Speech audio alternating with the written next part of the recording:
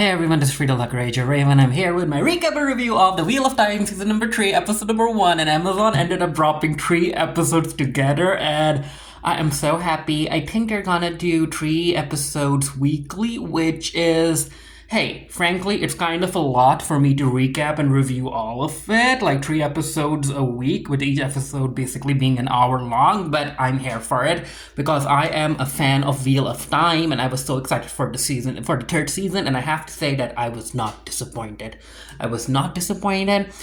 During the hiatus between season 2 and 3, I ended up reading up about what happens to certain characters in the books, and there was something concerning Elaine that I didn't really want to see in the live action adaptation, and I think that the show writers aren't going that way, and I'm so here for it. I like how they aren't going in that particular direction with that character for now. It might change down the line, but who knows? But for now on, I'm happy. Anyway, episode number 1, and yeah, Liandrin has been called in front of the Emerald Seat because she has some stuff that she wants to accuse Suyen for, but Suyen has a plan of her own. She knows that what Liandrin is gonna do, and she has a counterattack for it. Now, of course, the Red Aja, Liandrin wants the entire group to be there, but no, only Liandrin would go there, and Liandrin's like, okay, that wasn't what I was expecting, but yeah, let's do this. Basically, Liandrin tells all of the sitters in the room that Suyen knew about Randall Tar being the Dragon Reborn, a man, and instead of keeping him in the tower, she willingly let him escape, and she has been in contact with Moraine. And Liandrin was like, is that the truth, mother? And of course, Anaya Sedai can't lie, so Suyen would have told them the truth, but she was like, you know what, Liandrin, I'm not gonna be playing your game. So instead of basically honestly answering Liandrin's questions, she kind of turns the tables on Liandrin and actually accuses Liandrin of being a dark friend. And Liandrin's like, you got no proof. And she's like, oh, I do. And she brings in Nynaeve and tells everyone about Liandrin ended up selling Nynaeve and Elwyn and Egwene to the Sanchen and all of that stuff. And Liandrin's like, okay, so this is how it is. Well, I tried, and she ends up attacking, and surprise, surprise, it's not just Liandrin who's a dark friend. There are other Aes Sedai who are sitters who are also dark friends now, and they all start supporting Liandrin, and there's an all-out battle, and I have to say that I really liked the intensity of this battle, because for a moment, I was scared for Sanchen. I did not want her to die, and especially with Moraine not being there. Like, Moraine is in the city, but she's not there, you know?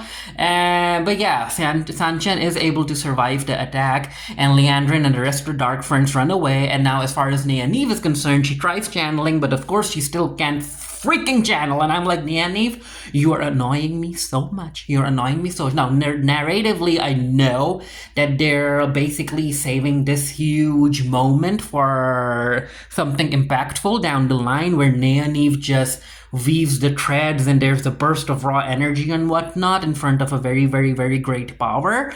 But, oh, the wait is gonna be annoying. The wait is gonna be so annoying until we get to that point. While the battle is happening, the 2 sisters that we were introduced to in the 2nd season, they try and keep the very, very, ancient, powerful magical artifacts safe. But then again, one of the Aes Sedai that they're with, who is from the Red Aja, she is actually a dark friend, and she ends up attacking the 2 sisters. And at first I thought that she'd, one-shotted them in the head like a sniper. But no, apparently it turns out that Red Aja's powers have to do something with memory scrambling and all of that stuff. We get more of an explanation down the line in episode 2, I think. But yeah, for now, I really thought, watching this episode, I thought that she, really killed them. But no, they're still alive. But one of the sisters have had her memories jumbled up, and of course, the Red Aja dark friend, she runs away with certain artifacts. Alana and her 2 warders/lovers, they try and stop Liandrin, and they kind of succeed as well, but I knew that something bad was gonna happen, because in the trailer for this particular season, I saw Alana, wailing, and I knew that one of the warders was gonna die, and that's exactly what happened. And I'm like, Oh no, because I really like all seeing all three of them operate as a team. There's this scene that I really like now as Sanjen is trying to stop Liandrin and her followers. She gets attacked by two of the Dark Friends, and they try and keep her under their control because they want to give Sanjen to Liandrin, but of course Liandrin is the Amberlin Seed. She's incredibly powerful, so she is trying to like break out of it. But so they're like, you know what, F it, let's just kill her. And they kind of try and throw a tower on Sanjen, and I knew that Moraine had to step in to save her, and that's exactly what Moraine does. She steps in to save Sanjen, and they kind of look at each other from a distance, and Moraine doesn't say nothing, and she just walks away. And again, I need these two to talk. They really need to talk. Lan goes back to the tower to make sure that Nynaeve is safe, and she is. She was kind of just knocked out. She's okay. And I'm like, Nynaeve, girl, get up. You need to. I don't know. Okay, fine. I get it that she can't really channel or whatnot, but I just want to see her channel at least enough to create a shield or something, and not being offensive, especially when she wants to be offensive. So I'll understand that, but the fact that she can't channel at all, it's like, no, it's frustrating. We finally get a scene with the entire group, Rand and his friends, and apparently they need to go to Tyr, and they need to retrieve an ancient sword, the Colandir or what have you. Apparently that's the only sword that's capable of defeating the Dark One, and Rand has to go get it. And yeah, of course, plans aren't gonna go the way that they expect because Rand has other plans. Perrin kind of wants to go back to the Two Rivers, and Matt's got his own stuff happening. So yeah, the group is gonna separate, which is like, one of the issues that I had with the second season was that they didn't allow the group to stay together for very long, because I like these characters working together. So the fact that they couldn't even have them together for at least 2 or 3 episodes, that was disappointing to me. But I understand it for storytelling purposes. Like, you separate the groups, have them go off on their own adventures in different lands, and then that way you can tell more than one particular story. Of course, the Aiel want Rand to go to Viridian. It kind of sounded like Viridian, but it starts with a R, which is Viridian. So I was like, Pokemon, Viridian City.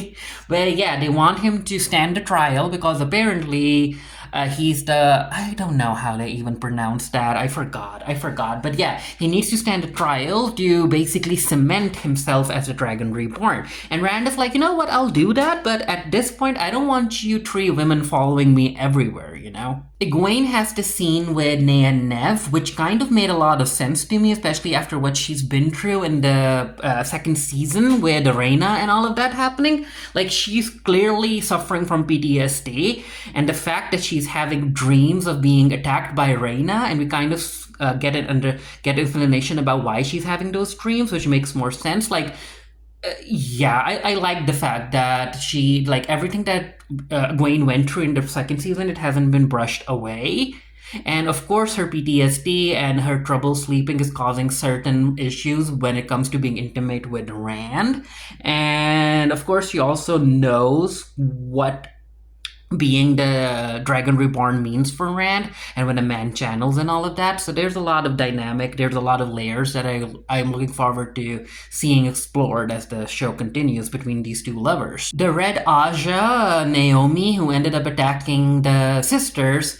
So one of the sisters ends up talking to Moraine about how she trusted Naomi with her life, and she ended up being a dark friend. And she basically tells Moraine that she shouldn't be trusting Rand. Like, even if he's a Dragon Reborn, Moraine doesn't have control over him the way that Moraine thinks she has.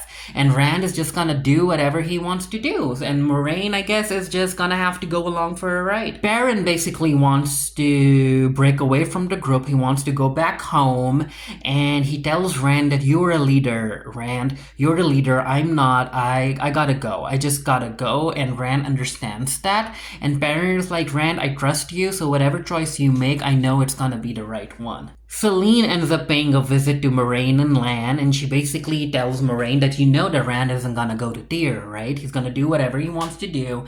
And basically, Selene tells Moraine and Lan about the other Dark Ones having being released, and that they're gonna be after Rand and the other and his friends and all of that stuff. So basically, with how these two talked, it basically means that yeah, they gotta work together because the enemy of my enemy is my friend. Basically, at this point, and Moraine is like, you know what? I understand that Selena's gonna betray us, but she won't betray us tonight. So we gotta work together to kind of steer Rand towards where we want him to go. Elaine, Egwene, and Nynaeve are talking, and they kind of talk about how Evenade, who seems to be the leader of the three guard women that are looking after Rand, like Evenade might have a crush on Elaine. But yeah, before the conversation can continue, this is where Suyen comes in, and Sanjin comes in, and she's like, yeah, I need to talk to Egwene and Nynaeve, so if you'll excuse me. And she basically tells Elaine that, hey, you gotta go head back to the tower. Today's the last night for you to be having all the fun, but yeah, we need you back in the tower. Sanjin basically wants Egwene and Nynaeve back at the tower, especially Egwene, because even though she understands that Egwene and Nynaeve have a lot of raw power, Egwene is just not ready, and if she needs more training if she really wants to basically stop Rand from being consumed by all of the channeling and stuff. And Egwene is like, you know what, Sanjin? I'll do it. I'll go through the trials. I go through the door tonight, and I'll become a proper Aes Sedai.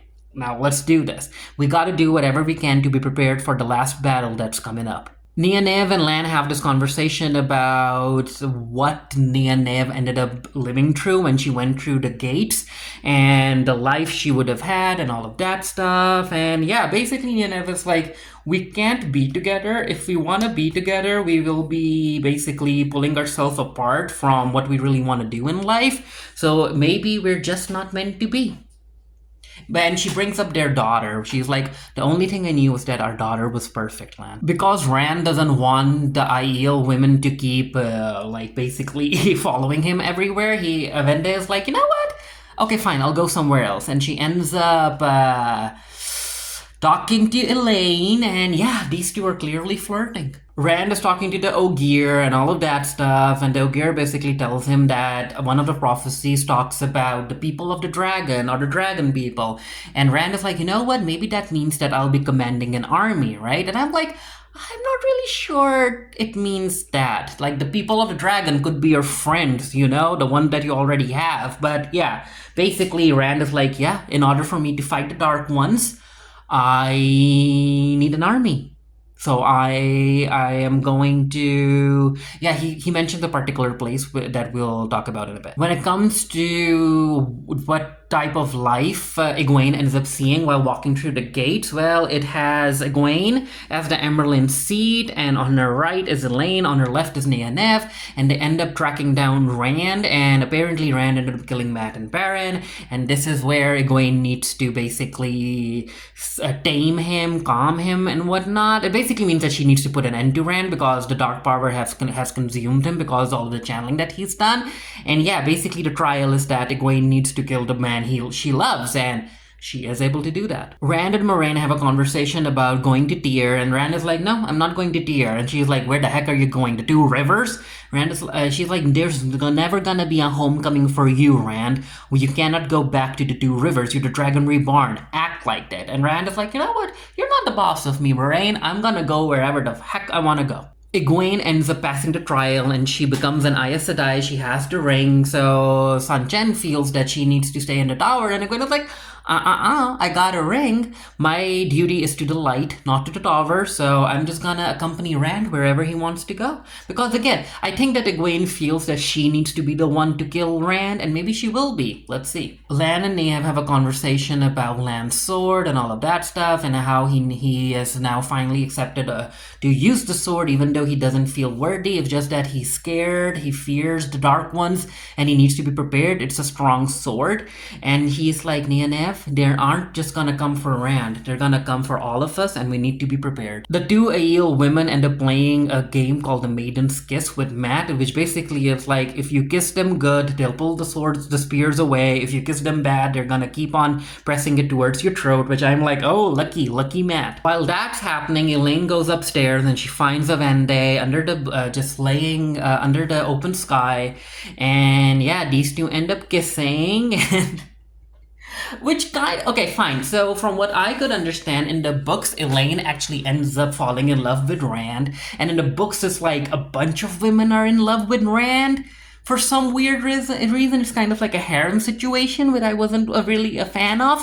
So I like the fact that writers were like, you know what, the Elaine and Rand situation is not happening. So we're gonna continue focusing on Rand and Egwene, with Celine adding some drama to the dynamic. But yeah, as far as Elaine is concerned, she likes girls. Egwene and Rand share an intimate moment where Rand understands what she's been going through. It's been a month since they have reunited and all of that stuff, and Egwene is like, don't worry about Rand, I still want to try, I still want to be close to you. It's just that whenever I close my eyes and I dream about stuff, that's when Rhaena pops up. Apparently most of them can't really sleep, so Nynaeve senses that something is up with Mat, so she goes downstairs and she sees him still drinking and stuff. So the thing that Mat is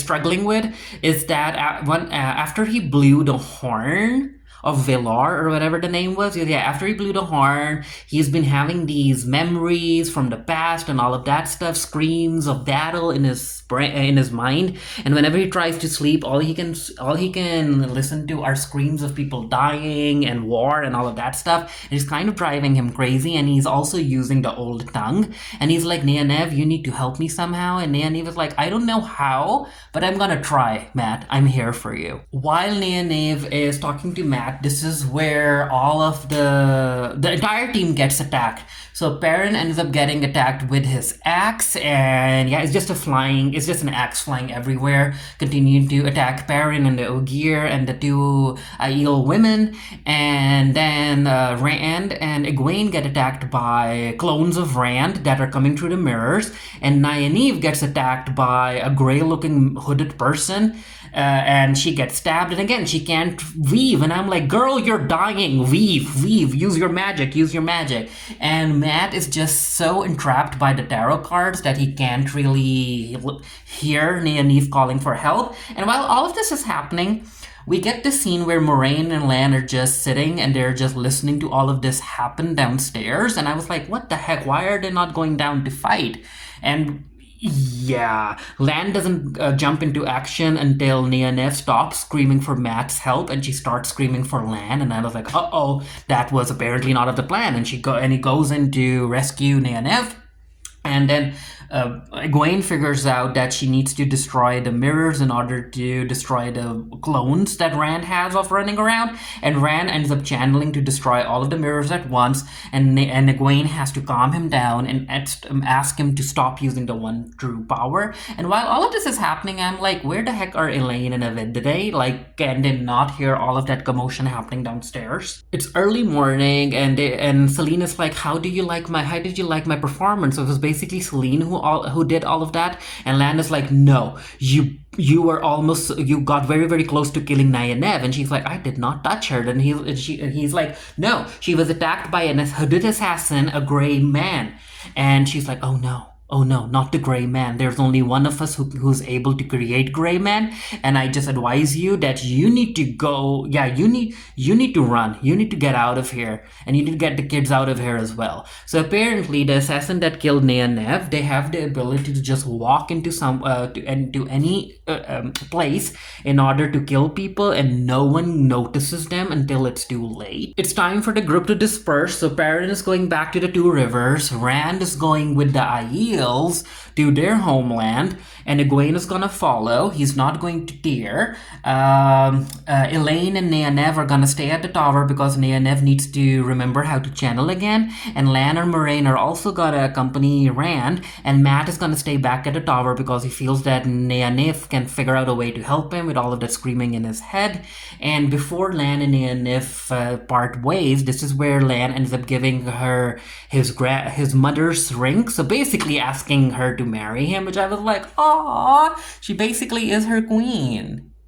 His queen, my bad. Basically is his queen now. Rand wants to go to the Aiel homeland because after what the Ogier told him about him wanting an army, he's like, you know what? I think I gotta go to the homeland and I gotta talk to the Aiel people and they're gonna be my army. So let's go. And of course, him wanting to go there to the sands or whatever that place is called, that takes Moraine and Lan by surprise. But hey, they'll just have to do what Rand wants to do because they can't force him to go anywhere he doesn't want to go to. We get this scene where Morgana, whatever her name is, one of the dark ones who's very spider-like, she has this guy named Jai Chim in her web, and she is, and we basically get to see how she's able to make the gray ones. And yeah, she made more than one, and of course they're gonna pop up soon enough. And this is where basically the first episode ends. A very, very enjoyable episode. I will be covering episode number 2 and 3 soon. Let me know what you thought of the first episode in particular down in the comment section below. And yeah, until next time, stay happy, stay safe, stay blessed. See you guys later.